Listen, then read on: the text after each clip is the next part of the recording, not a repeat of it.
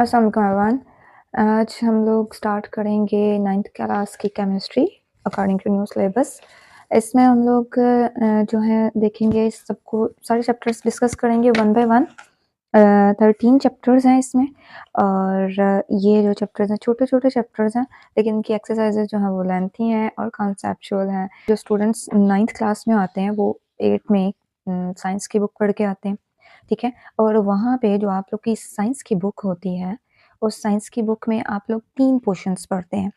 उसमें क्या-क्या इन्वॉल्व होता है, उसमें होता है केमिस्ट्री के कुछ चैप्टर्स होते हैं और कुछ चैप्टर्स होते हैं फिज़िक्स के और कुछ चैप्टर्स होते हैं बायोलॉजी के। इसको आप लोग एए की बुक में पढ़ते हैं, साइंस की जो आपकी बुक होती है, उसमें पढ़ते हैं और इनको चैप्टर्स में डिवाइड किया होता है। लेकिन जब हम लोग 9th के देखते हैं, जब आप लोग 9th में आते हैं, तो 9th में आप लोग के पास इन सब की अलग-अलग से बुक होती है, ठीक है? अब ये देखते हैं कि एक्चुअली ये कैसे डिवाइड होते हैं, जो हमारे पास केमिस्ट्री है या फिज़िक्स है या बायोलॉजी है, ये तीनों एक्चुअली ब्रांचेज़ हैं साइंस की। साइंस है, ये एक लैटिन वर्ड है, लैटिन वर्ड, वो क्या है जी? वो है साइंटिया। ये साइंटिया का मतलब है नॉलेज। साइंटिया जो हमने अभी देखा, साइंटिया का मतलब क्या है? नॉलेज। तो यहाँ से ये डिराइव हुआ है, इस वर्ड से जो साइंटिया है, इस वर्ड से डिराइव हुआ है साइंस वर्ड।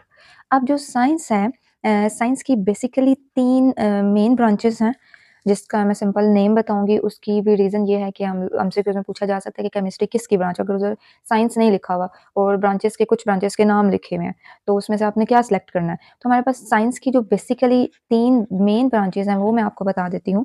बहुत सिंपल इसको रखूँगी, ज़्यादा डिटेल नहीं इसकी डिस्कस करेंगे हम लोग। साइंस की क्या-क्या ब्रांचेस हैं? साइंस की जो मेन ब्रांचेस हैं, वो हमारे पास आती हैं 3।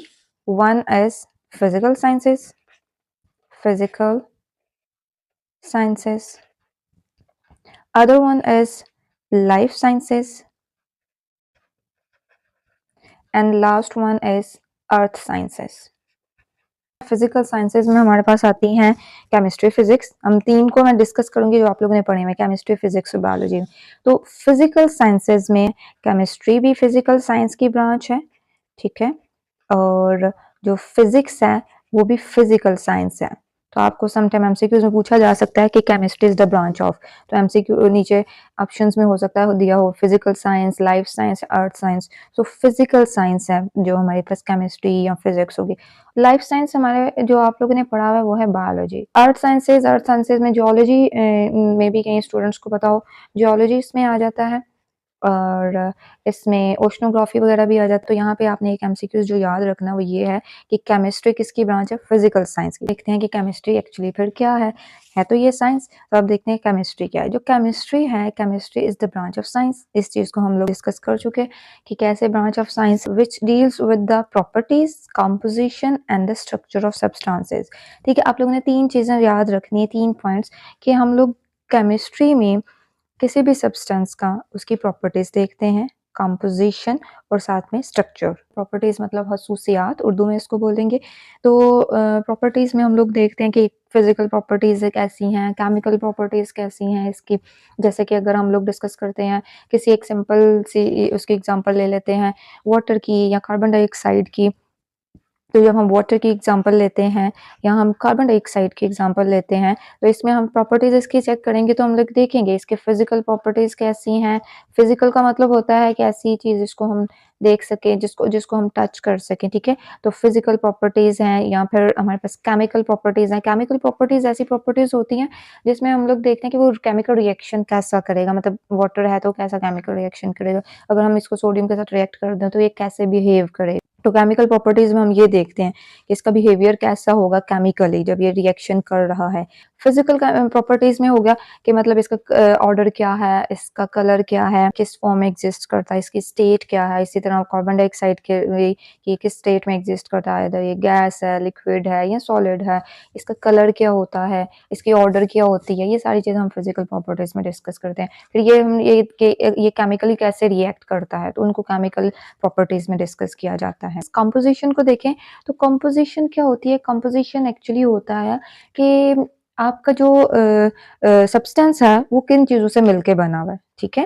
कंपोजिशन जो है वो ये रिप्रेजेंट करता है कि अगर एक, जैसे कि यहाँ पे वाटर या कार्बन डाइऑक्साइड मैंने लिखा हुआ है, तो इसमें हम देखेंगे किन किन एलिमेंट से मिलके बना हुआ है, इसकी कंपोजिशन क्या है। ये तो हमारे पास होगा, ये वाटर को देखेंगे तो इसमें देखें हाइड्रोजन से मिलकर ये बना हुआ है, हाइड्रोजन है और ऑक्सीजन है। अगर कार्बन डाइऑक्साइड को देखेंगे तो कार्बन से ये मिलकर बना हुआ है, ऑक्सीजन से मिलकर बना हुआ है।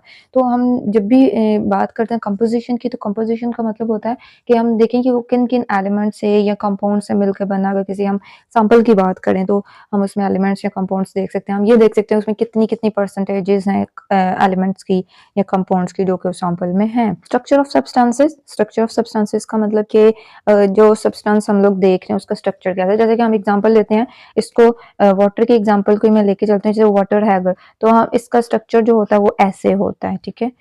ये वाटर का स्ट्रक्चर है, इसको वी शेप या बैंड भी बोलते हैं। जैसे कार्बन डाइऑक्साइड में लिखा हुआ है, तो कार्बन डाइऑक्साइड की पढ़ें तो कार्बन डाइऑक्साइड का लीनियर स्ट्रक्चर होता है ये, ठीक है। अगर मैं बात करती हूँ अमोनिया की, बात कर लेते हैं, तो अमोनिया का जो है वो ये स्ट्रक्चर होता है, ऊपर इसके एक लोन पेयर होता है। अगर हम बात करते हैं CH4 की, बात कर लेते हैं, तो CH4 का स्ट्रक्चर होता है कि कार्बन और ये हाइड्रोजन, एक ये हाइड्रोजन यहाँ पे और ये, ठीक है, टेट्राहेड्रल स्ट्रक्चर इसका नेम है, टेट्राहेड्रल स्ट्रक्चर। अच्छा, इसको ना, इसका स्ट्रक्चर अक्सर बुक्स पे भी बना होता है, लेकिन ये आप लोग की अंडरस्टैंडिंग के लिए, आपकी आसानी के लिए बना होता है इस तरह करके, ऐसे। लेकिन ये इसका बेसिकली स्ट्रक्चर नहीं होता, तो CH4 को ऐसे ड्रॉ करना चाहिए। ये इसका ये स्ट्रक्चर होता है टेट्राहेड्रल, इसका ज्योमेट्री का नेम है ये। So we can say that the branch of chemistry science which deals with the properties, composition and the structure of substances. अब यहाँ तक बात कंप्लीट नहीं हुई, हम इसको फर्दर आगे लिख सकते हैं। It also deals with the physical and chemical changes in matter. Physical chemical changes को देख लेते हैं।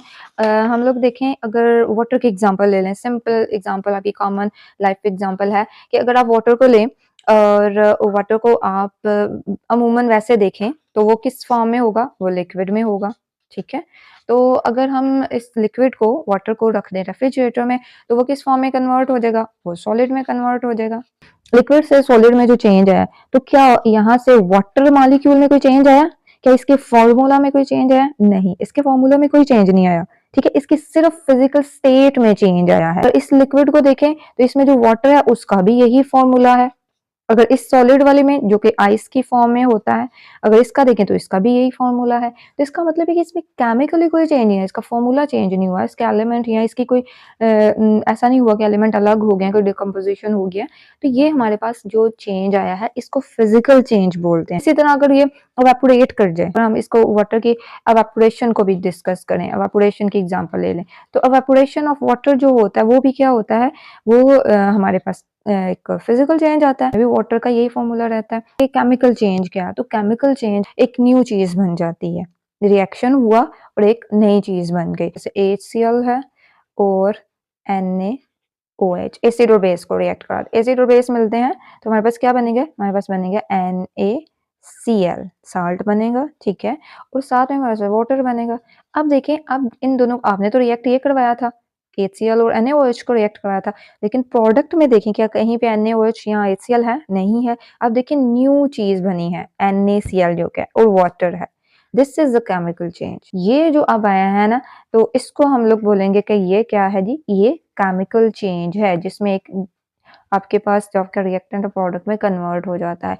जैसे आप कॉमन लाइफ एग्जाम्पल देखें तो जैसे कोरोजन होती है, जो जंग लग जाना होता है, कोई लोहा, कोई आयरन का टुकड़ा अगर आप बाहर रख दें तो कुछ दिनों बाद, कुछ टाइम के बाद उस पर जंग लगना स्टार्ट हो जाता। तो ये हमारे पास होगी इसकी चेंजेस की बात है कि it also deals with physical and chemical changes in matter. Matter में क्या फिजिकल या केमिकल चेंज होता है उसको डिस्कस करते हैं, और एंड लॉज और principles which govern these changes.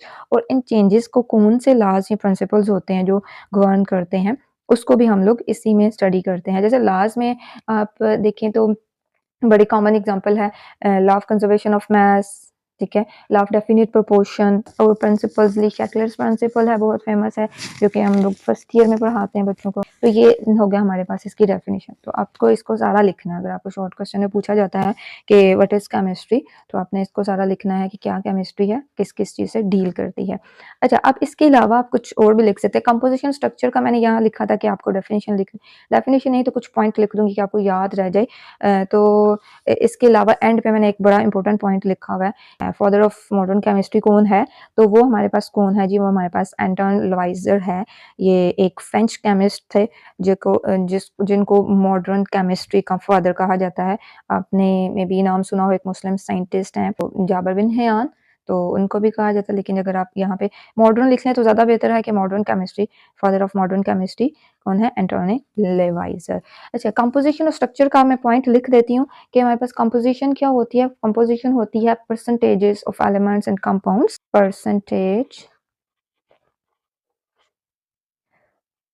percentages of elements and compounds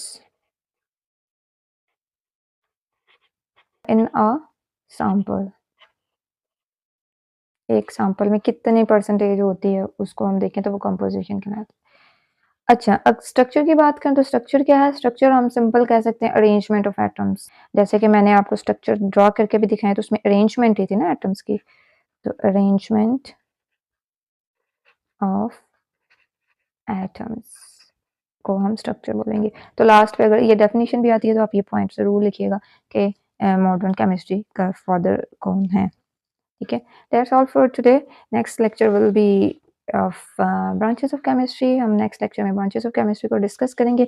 आपकी सारी ब्रांचेस जो कि 11 ब्रांचेस हम न्यू बुक में, तो उन सबको इंशाल्लाह डिस्कस करेंगे। आपको रिटन फॉर्म में ये भी लिख के भी दिखाऊंगी और ताकि आप लोग के नोट्स भी बन जाएं और आप लोग को आइडिया हो जाए कि प्रेजेंटेशन कैसे होगी। ये सारा हम लोग इंशाल्लाह नेक्स्ट वीडियो में डिस्कस करेंगे।